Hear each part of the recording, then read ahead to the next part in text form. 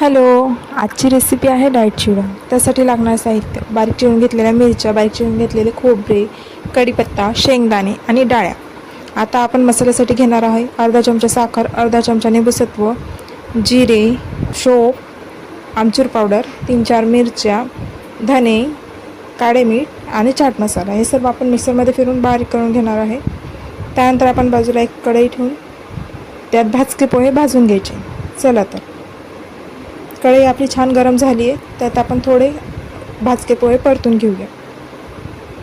4 ते 5 मिनटं आपण ते मीडियम फ्लेमवरती परतून घ्यायचे. जास्तही लाल नाही होऊ द्यायचे. भाजके पोहे ऑलरेडी भाजलेले असतात, पण थोडे कुरकुरीत लागतात परत भाजून घेतात. चला, आपले भाजके पोहे भाजून झाले.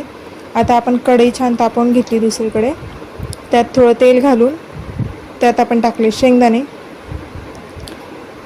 मीडियम फ्लेमवरती छान आपण शेंगदाणे तळून घेतले. त्यानंतर टाकायचे खोबरे. मीडियम फ्लेमवरती छान खोबरे पण लाल होऊ द्यायचे. चला, आपले खोबरे छान तळून झाले. त्यानंतर आपण टाकणार आहे डाळ्या. डाळ्या तळायला जास्त वेळ नाही लागत. चला बघा, आपल्या डाळ्या पण छान तळून झाल्या. तुम्ही भाजक्या डाळ्याही घेतल्या तरी चालेल. शेंगदाणे खोबरे भाजून घेतले तरी चालेल. आपण आता त्यात घालणार आहे कढीपत्ता. कढीपत्ता पण छान तळून झाला आहे आपला.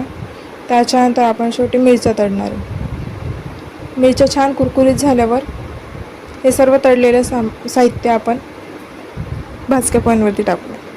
शेंगदाणे, कढीपत्ता, तळलेल्या मिरच्या, खोबरे. त्यानंतर आपण त्यात घातला आहे आपण जो मसाला बनवून घेतला आहे तो आपण त्यात घालून चवीनुसार मीठ घालून छान असं मिक्स करून घेऊया. हे बघा, छान आपल्या डाएट चिवडा किंवा भाजक्या पोह्यांचा चिवडा म्हणून